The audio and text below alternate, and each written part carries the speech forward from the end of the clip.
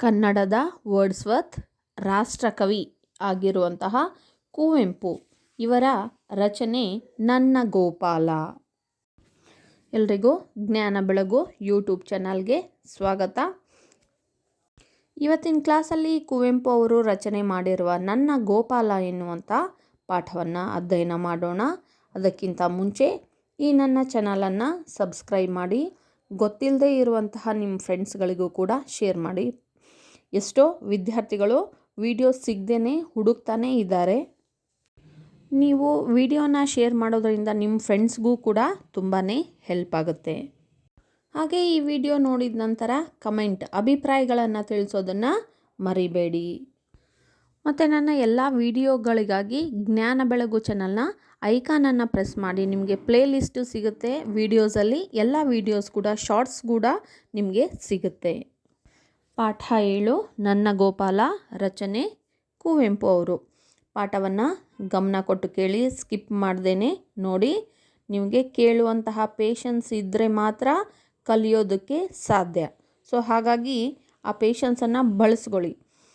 ಕೇವಲ ಕ್ವಶನ್ ಆನ್ಸರ್ಸ್ಗಳನ್ನು ಓದಿದರೆ ಅಷ್ಟೇ ಅಲ್ಲ, ಪಾಠವನ್ನು ಓದೋದು ಕೂಡ ಅತ್ಯಂತ ಮುಖ್ಯವಾಗಿರುತ್ತೆ. ಅದಕ್ಕಿಂತ ಮುಂಚೆ ಆ ಪಾಠವನ್ನು ತಿಳ್ಕೋಬೇಕು. ಪ್ರೀವಿಯಸ್ ಕ್ವಶನ್ ಪೇಪರ್ ನೋಡಿದಾಗ ಈ ಲೆಸನ್ನಿಂದ ಹಲವಾರು ಕ್ವಶನ್ಸ್ಗಳು ಬಂದಿದ್ದವು. ಇದು ಇಂಪಾರ್ಟೆಂಟ್ ಆಗಿರೋದ್ರಿಂದ ಗಮನ ಕೊಟ್ಟು ಕೇಳಿ. ಈಸಿನೂ ಇದೆ, ಇಂಟ್ರೆಸ್ಟಿಂಗ್ ಕೂಡ ಇದೆ. ಮೊದಲು ಕೃತಿಕಾರರ ಪರಿಚಯ. ಕನ್ನಡದ ವರ್ಡ್ಸ್ವರ್ತ್ ಹಾಗೂ ರಾಷ್ಟ್ರಕವಿ ಎಂದು ಖ್ಯಾತರಾಗಿರುವ ಕುಪ್ಪಳ್ಳಿ ವೆಂಕಟಪ್ಪ ಪುಟ್ಟಪ್ಪ ಅವರು ದಿನಾಂಕ 29/12/1904 ಜನಿಸಿದರು. ಇವರು ಶಿವಮೊಗ್ಗ ಜಿಲ್ಲೆ ತೀರ್ಥಹಳ್ಳಿ ತಾಲೂಕು ಕುಪ್ಪಳ್ಳಿಯವರು. ಇವರ ತಂದೆ ವೆಂಕಟಪ್ಪಗೌಡ, ತಾಯಿ ಸೀತಮ್ಮ.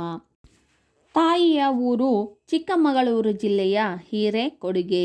ಹೇಮಾವತಿ ಇವರ ಹೆಂಡತಿ. ಇವರ ಕಾವ್ಯನಾಮ ಕುವೆಂಪು. ಕನ್ನಡದ ವರ್ಡ್ಸ್ವರ್ತ್ ರಾಷ್ಟ್ರ ಕವಿ ಅಂತಲೇ ಖ್ಯಾತಿಯಾಗಿರುವ, ಪ್ರಸಿದ್ಧಿಯನ್ನು ಹೊಂದಿರುವ ಕುವೆಂಪು ಇವರ ಪೂರ್ಣ ಹೆಸರು ಕುಪ್ಪಳ್ಳಿ ವೆಂಕಟಪ್ಪ ಪುಟ್ಟಪ್ಪ. ಇವರು 29/12/1904 ಜನಿಸಿದ್ರು. ಇವರ ಊರು ಶಿವಮೊಗ್ಗ ಜಿಲ್ಲೆ ತೀರ್ಥಹಳ್ಳಿ ತಾಲೂಕಿನ ಕುಪ್ಪಳ್ಳಿ. ತಂದೆ ಹೆಸರು ವೆಂಕಟಪ್ಪಗೌಡ, ತಾಯಿ ಸೀತಮ್ಮ.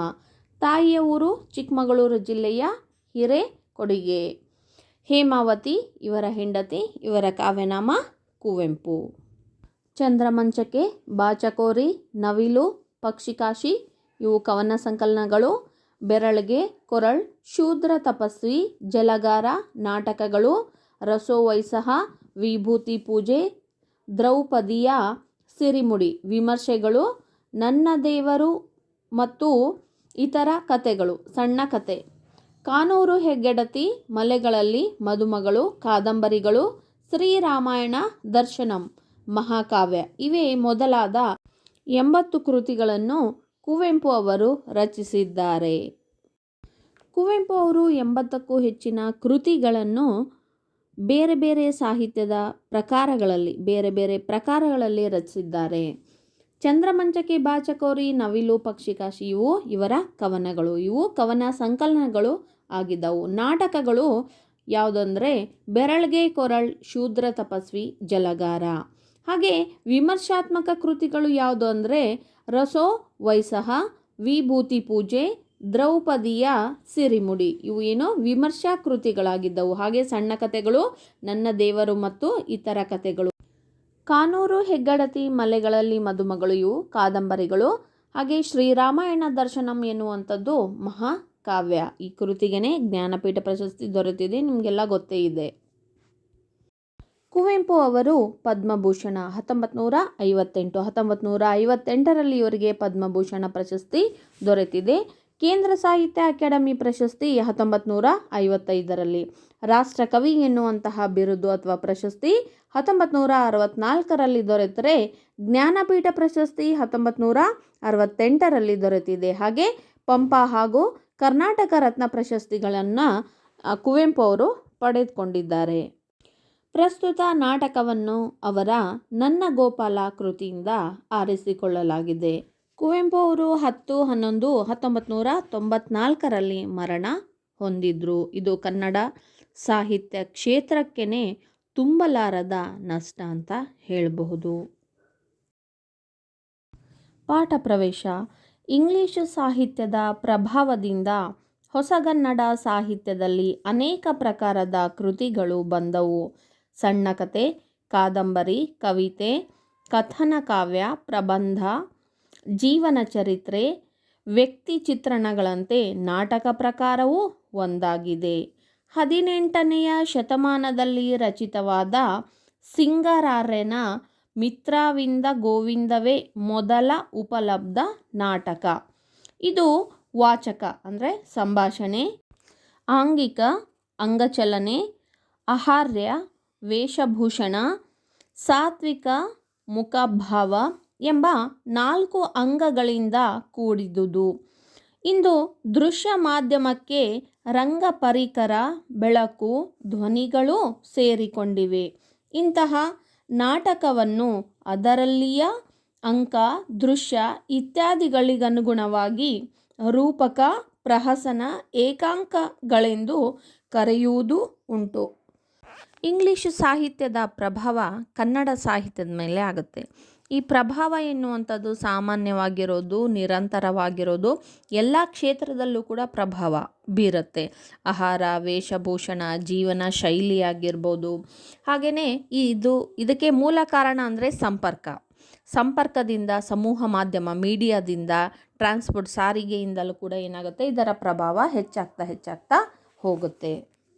ಹಾಗೆ ಇಂಗ್ಲಿಷ್ ಸಾಹಿತ್ಯದ ಪ್ರಭಾವ ಕನ್ನಡ ಸಾಹಿತ್ಯದ ಮೇಲೆ, ಅದರಲ್ಲೂ ಕೂಡ ಹೊಸಗನ್ನಡ ಸಾಹಿತ್ಯ, ಈ ಹೊಸದಾಗಿ ಏನು ಕನ್ನಡ ಸಾಹಿತ್ಯ ರಚನೆ ಆಗ್ತಾ ಇದೆಯಲ್ಲ ಅದರ ಮೇಲೆ ಭಾಳ ಪ್ರಭಾವವನ್ನು ಬೀರಿ ಇನ್ನೂ ಹೆಚ್ಚಿನ ಪ್ರಕಾರಗಳು ಏನಾಗ್ತಾ ಇದ್ದಾವೆ, ಹುಟ್ಕೊಳ್ತಾ ಇದ್ದಾವೆ. ಸಣ್ಣ ಕತೆ, ಕಾದಂಬರಿ, ಕವಿತೆ, ಕಥನ ಕಾವ್ಯ, ಪ್ರಬಂಧ, ಜೀವನ ಚರಿತ್ರೆ, ವ್ಯಕ್ತಿ ಚಿತ್ರಣ ಮತ್ತು ನಾಟಕ ಇವೆಲ್ಲವುಗಳು ಬೇರೆ ಬೇರೆ ರೀತಿಯಾಗಿರ್ತಕ್ಕಂಥ ಪ್ರಕಾರಗಳು ಹುಟ್ಕೊಂಡಿರೋದು ಮತ್ತು ಇಂಗ್ಲೀಷ್ ಸಾಹಿತ್ಯದ ಪ್ರಭಾವದಿಂದ. ಈಗ ಆಧುನಿಕ ಸಾಹಿತ್ಯದಲ್ಲಿ ನೀವು ನೋಡ್ಬೋದು, ಈಗ ಮತ್ತೆ ಹೊಸದಾಗಿ ಬಂದಿರತಕ್ಕಂಥದ್ದು ಅಂಕಣ ಬರಹ ಮತ್ತು ಬಂಡಾಯ ಸಾಹಿತ್ಯ, ದಲಿತ ಸಾಹಿತ್ಯ, ಇದನ್ನು ಕೂಡ ಹೊಸದಾಗಿ ಹುಟ್ಕೊಂಡಿರುವಂತಹ ಸಾಹಿತ್ಯದ ಪ್ರಕಾರಗಳಾಗಿದ್ದವು. ಇಂಥ ಸಾಹಿತ್ಯ ಪ್ರಕಾರಗಳಲ್ಲಿ ನಾಟಕ ಸಾಹಿತ್ಯನೂ ಕೂಡ ಒಂದಾಗಿದೆ. ಇಲ್ಲಿ 18ನೇ ಶತಮಾನದಲ್ಲಿ ಈ ಫಸ್ಟ್ ಸಿಕ್ಕಿರ್ತಕ್ಕಂಥ ಉಪಲಬ್ಧ ದೊರೆತಿರುವಂತಹ ನಾಟಕ ಯಾವುದು ಅಂದರೆ ಅದು 18ನೇ ಶತಮಾನದಲ್ಲಿ ಸಿಂಗರಾರ್ಯ ರಚನೆ ಮಾಡಿರ್ತಕ್ಕಂತಹ ಮಿತ್ರವಿಂದ ಗೋವಿಂದ ಎನ್ನುವಂತಹ ನಾಟಕ ಸಾಹಿತ್ಯ ಫಸ್ಟ್ ಸಿಕ್ಕಿರುವಂತಹ ಉಪಲಬ್ಧ ದೊರೆತಿರುವಂತಹ ಸಾಹಿತ್ಯ ಆಗಿದೆ. ಇದರಲ್ಲಿ ಬೇರೆ ಬೇರೆ ಅಂಗಗಳು, ಬೇರೆ ಬೇರೆ ಅಂಶಗಳಿಂದ, ಪ್ರಕಾರ ಅಂಗಗಳಿಂದ ಕೂಡಿದೆ. ಈ ದೊರೆತಿರುವಂತಹ ಸಿಂಗರಾರ್ಯನ ಮಿತ್ರವಿಂದ ಗೋವಿಂದ ಎನ್ನುವಂತಹ ನಾಟಕ ಅಂದರೆ ಯಾವ್ಯಾವ ಅಂಗಗಳಿಂದ ಕೂಡಿದೆ? ವಾಚಕ ಅಂದರೆ ಏನು? ಸಂಭಾಷಣೆ. ಈ ನಾಟಕದಲ್ಲಿ ಸಂಭಾಷಣೆ ಇರುತ್ತೆ. ಆಂಗಿಕ ಅಂತಂದರೆ ಏನಿಲ್ಲ, ಅಂಗಚಲನೆ, ದೇಹ ಚಲನೆ, ಅಂಗಚಲನೆಯೂ ಕೂಡ ಇರುತ್ತೆ. ಹಾಗೆಯೇ ಆಹಾರ್ಯ ಅಂದರೆ ವೇಷಭೂಷಣ. ಸಾತ್ವಿಕ ಅಂದರೆ ಇಲ್ಲಿ ಮುಖ ಭಾವನೆಗಳು ಅದನ್ನು ಕೂಡ ಇರುತ್ತೆ. ಈ ಅಂಶಗಳಿಂದ, ಈ ಅಂಗಗಳಿಂದ ನಾಟಕ ಕೂಡಿರುತ್ತೆ. ಇಂದು ದೃಶ್ಯ ಮಾಧ್ಯಮಕ್ಕೆ ರಂಗಪರಿಕ, ಬೆಳಕು, ಧ್ವನಿಗಳು ಸೇರಿಕೊಂಡಿವೆ. ಆದರೆ ಮೊದಲು ಅಂದರೆ ಇದು ಹಳೆಯ ಪದ್ಧತಿ, ಹಳೆಯ ನಾಟಕಗಳಲ್ಲಿ ಈ ಅಂಶಗಳಿದ್ವು. ಇವತ್ತೇನಾಗ್ತಾ ಇದೆ, ನಾಟಕದಲ್ಲಿ ಬದಲಾವಣೆ ಆಗ್ತಾ ಇದೆ. ಹೊಸ ಅಂಶಗಳನ್ನು ಸೇರಿಸಿಕೊಳ್ಳಲಾಗ್ತಾ ಇದೆ. ಆ ಅಂಶಗಳು ಯಾವುದು ಅಂದರೆ ರಂಗಪರಿಕರ, ಬೆಳಕು ಮತ್ತು ಧ್ವನಿಗಳು. ಇವುಗಳು ಕೂಡ ಹೊಸದಾಗಿ ಸೇರ್ಕೊಂಡಿದ್ದವು. ರಂಗಪರಿಕರ ಅಂತಂದರೆ ನಾಟಕದ ಪ್ರಾರಂಭ, ಪ್ರಸ್ತಾವನೆ, ಆ ನಾಟಕದ ಮೇಲೆ ಆ ಲೈಟಿಂಗ್ಸು, ಬೆಳಕಾಗಿರ್ಬೋದು, ಬ್ಯಾಕ್ಗ್ರೌಂಡ್ ಮ್ಯೂಸಿಕ್ಕು, ಧ್ವನಿ, ಈ ಎಲ್ಲ ಅಂಗಗಳು ಹೊಸದಾಗಿ ಸೇರಿಕೊಂಡು ನಾಟಕ ಇನ್ನೂ ಆಕರ್ಷಣೀಯವಾಗಿ ಆಗಿದೆ. ಇಂತಹ ನಾಟಕಗಳನ್ನು ಅಂಕ, ದೃಶ್ಯ ಇವುಗಳಿಗೆ ಅನುಗುಣವಾಗಿ ಅಂದರೆ ಈ ನಾಟಕದ ಭಾಗ ಅವುಗಳಿಗೆ ಅನುಸಾರವಾಗಿ ಏನಿಲ್ಲಿ ಬೇರೆ ಬೇರೆ ಹೆಸರಿನಿಂದ ಕರೀತಾ ಇದ್ದಾರೆ. ರೂಪಕ, ಪ್ರಹಸನ, ಏಕಾಂಕ ಅಂತಲೂ ಕೂಡ ಕರೀಲಾಗ್ತಾ ಇದೆ.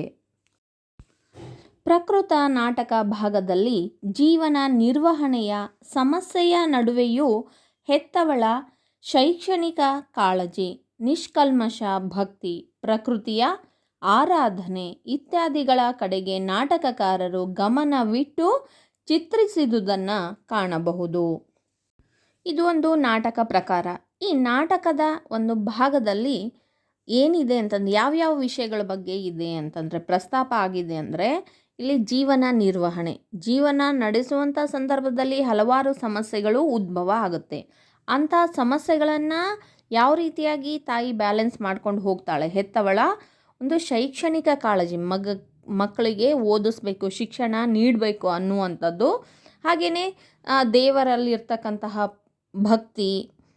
ಭಕ್ತಿ ಭಾವನೆ ಮತ್ತು ಪ್ರಕೃತಿಯನ್ನು ಆರಾಧನೆ, ಪ್ರಕೃತಿಯ ಮೇಲೆ ಇರುವಂತಹ ಒಂದು ಪೂಜನೀಯ ಭಾವನೆ, ಈ ಎಲ್ಲದನ್ನು ಗಮನ ಇಟ್ಕೊಂಡು ಇಲ್ಲಿ ನಾಟಕವನ್ನು ರಚನಾಕಾರರು ರಚನೆ ಮಾಡಿದ್ದಾರೆ. ನೋಟ 1, ಇದು ಫಸ್ಟ್ ಪಾರ್ಟ್ 1 ನಾಟಕದ ಭಾಗ 1. ಒಂದು ಸಣ್ಣ ಗುಡಿಸಲು, ಅದರ ಜಗಲಿಯ ಮೇಲೆ ಒಂದು ಮೂಲೆಯಲ್ಲಿ ಒಂದು ಗೋಪಾಲನ ಸಣ್ಣ ವಿಗ್ರಹವಿರುವ ದೇವರ ಗೂಡು. ಗೋಪಾಲನ ತಾಯಿ ಬಂದು ಚರಕದ ಮುಂದೆ ಕುಳಿತು ನೂಲುತ್ತಿದ್ದಾಳೆ. ಆಕೆ ಬಡ ಹೆಂಗಸು, ವಿಧವೆ. ನನ್ನ ಗೋಪಾಲನೆಲ್ಲಿ? ಹಾಸಿಗೆಯಿಂದ ಇನ್ನೂ ಏಳಲಿಲ್ಲವೋ ಏನೋ? ಒಂದು ಮೂಲೆಯ ಕಡೆ ನೋಡಿ. ಗೋಪಾಲ, ಬೆಳಗಾಯ್ತು, ಮೇಲೇಳು ನೋಡಲ್ಲಿ. ಸೂರ್ಯನಾರಾಯಣನು ತನ್ನ ಚಿನ್ನದ ಕಿರಣಗಳಿಂದ ಬಾವಿಯ ಬಳಿಯ ತೆಂಗಿನ ಮರದ ತುದಿಯಲ್ಲಿ ತೊಳಗುತ್ತಿದ್ದಾನೆ. ಕೇಳಲ್ಲಿ, ಹಕ್ಕಿಗಳು ಹಾರಾಡಿ ಕರೆಯುತ್ತಿವೆ ನಿನ್ನ. ಹೂಗಳು ಅರಳಿ ಬನದಲ್ಲಿ ನಿನಗಾಗಿ ಕಾದುಕೊಂಡಿವೆ. ಎದ್ದೇಳು ಗೋಪಾಲ, ಶಾಲೆಗೆ ಹೊತ್ತಾಗುತ್ತದೆ. ಗುರುಗಳೇನೆಂದಾರು?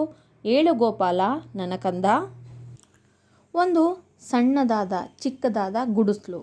ಆ ಗುಡಿಸಲಿನ ಒಂದು ಮೂಲೆಯಲ್ಲಿ ಒಂದು ದೇವರ ಗೂಡಿನಲ್ಲಿ ಗೋಪಾಲನ ವಿಗ್ರಹ ಇರುತ್ತೆ, ಕೃಷ್ಣನ ವಿಗ್ರಹ ಇರುತ್ತೆ. ಯಾಕಂದರೆ ತಾಯಿ ಕೃಷ್ಣನ ಭಕ್ತಳು, ಕೃಷ್ಣನ ಪೂಜೆಯನ್ನು ಮಾಡ್ತಾ ಇರ್ತಾಳೆ. ತಾಯಿ ದಿನನಿತ್ಯದ ಒಂದು ಜೀವನ ನಡೆಯೋದಕ್ಕೋಸ್ಕರವಾಗಿ ಒಂದು ಕಸುಬಾಗಿರ್ತಕ್ಕಂತಹ ನೂಲೋದು, ಚರಕವನ್ನು ನೂಲೋದು, ಬಟ್ಟೆಯನ್ನು ನೂಲುವಂಥ ಕೆಲಸವನ್ನು ಮಾಡ್ತಾ ಇರ್ತಾಳೆ. ಅತ್ಯಂತ ಬಡತನದ ಪರಿಸ್ಥಿತಿ, ವಿಧವೆಯಾಗಿರ್ತಾಳೆ. ಗಂಡ ಇರೋದಿಲ್ಲ, ತೀರ್ಕೊಂಡಿರ್ತಾನೆ, ವಿಧವೆಯಾಗಿರ್ತಾಳೆ. ಅಕಸ್ಮಾತ್ ಹೆಂಡತಿ ತೀರ್ಕೊಂಡ್ರೆ ಏನಂತ ಕರೀಲಾಗುತ್ತೆ? ವಿಧುರ ಅಂತ ಕರೀಲಾಗುತ್ತೆ. ನೂಲುವ ಕೆಲಸವನ್ನು ಮಾಡ್ತಾ ತನ್ನ ಗೋಪಾಲನನ್ನು ಹುಡುಕ್ತಾ ಇರ್ತಾಳೆ. ಗೋಪಾಲ ಎಲ್ಲಿ ಅಂತ ಒಂದು ಮೂಲೆ ಕಡೆ ನೋಡಿ, ಇನ್ನೂ ಮಲ್ಕೊಂಡಿದ್ದಾನ ಏನೋ ಅಂದ್ಕೊಂಡು, ಎದ್ದೇಳು ಗೋಪಾಲ, ಆಗಲೇ ಬೆಳಗಾಗಿದೆ ನೋಡಲ್ಲಿ. ಬಾವಿಯ ಹತ್ತಿರ ಇರೋ ತೆಂಗಿನ ಮರದ ತುದಿಯಲ್ಲಿ ಆಗಲೇ ಸೂರ್ಯ ಉದಯಿಸಿದ್ದಾನೆ. ಸೂರ್ಯನ ಚಿನ್ನದ ಕಿರಣಗಳು ಭೂಮಿಯ ಮೇಲೆ ಆಗಲೇ ಬಿದ್ದಿದ್ದವು. ಎದ್ದೇಳು. ಹಕ್ಕಿಗಳು ಹಾರಾಡ್ತಾ ಇದ್ದವು, ಚಿಲಿಪಿಲಿ ಗುಡ್ತಾ ಇದ್ದವು, ಹೂಗಳು ಅರಳಿದವು, ದುಂಬಿಗಳು ಹಾರಾಡ್ತಾ ಇದ್ದವು, ಹಕ್ಕಿಗಳು ಹಾರಾಡಿ ನಿನ್ನನ್ನು ಕೂಗಿ ಕರೀತಾ ಇದ್ದವು, ಹೂಗಳು ಅರಳಿ ನಿನಗೋಸ್ಕರ ಕಾದು ಕುಳಿತಿದ್ದವು. ನೀನು ಇನ್ನಾದರೂ ಮಲಗಿಯೇ ಇದ್ದೀಯಾ? ಎದ್ದೇಳು. ಗುರುಗಳು ಏನಂದಾರು?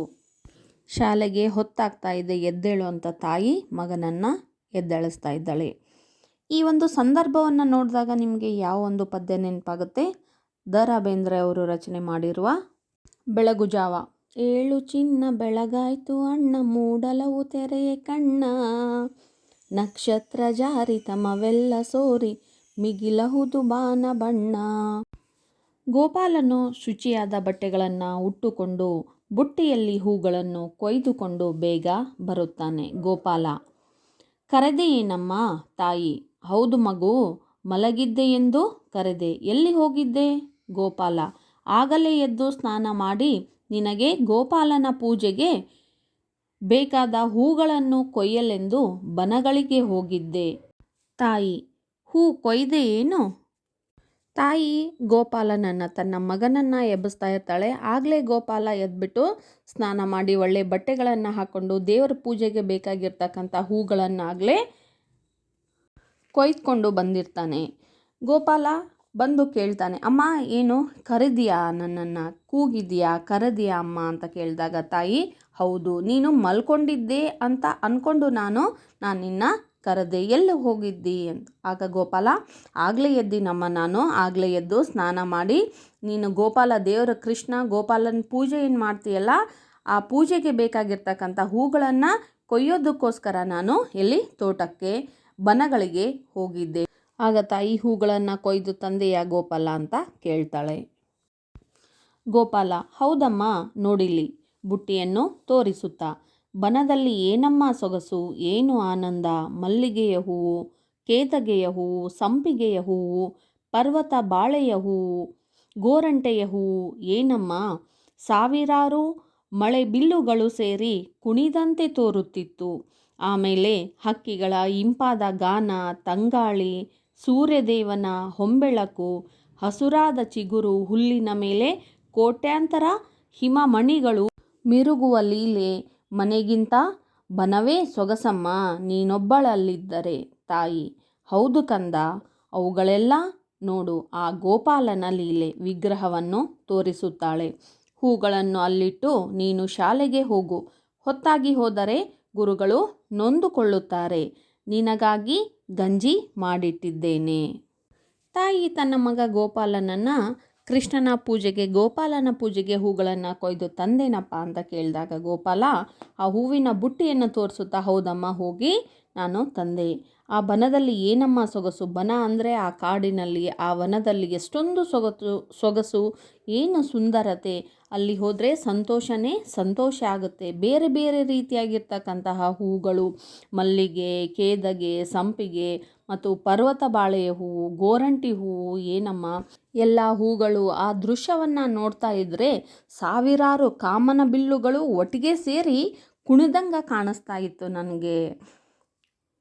ಅದರ ಜೊತೆಗೆ ತಂಪಾದ ಇಂಪಾದ ಗಾಳಿ, ಹಕ್ಕಿಗಳ ಕಲರವ, ಆ ಸೂರ್ಯನ ಬೆಳಗಿನ ಜಾವದಲ್ಲಿ ಆ ಸೂರ್ಯನ ಹೊನ್ನಿನ ಬೆಳಕು, ಅದರ ಜೊತೆಗೆ ಈ ಹಸಿರಿನ ಚಿಗುರಿನ ಮೇಲೆ, ಹುಲ್ಲಿನ ಮೇಲೆ, ಎಲೆಗಳ ಮೇಲೆ ಬಿದ್ದಿರುವಂತಹ ಮಂಜು, ಇಬ್ಬನಿ, ಆ ಹಿಮ ಮಣಿಗಳಂತೆ ಕಾಣಿಸ್ತಾ ಇದ್ವು.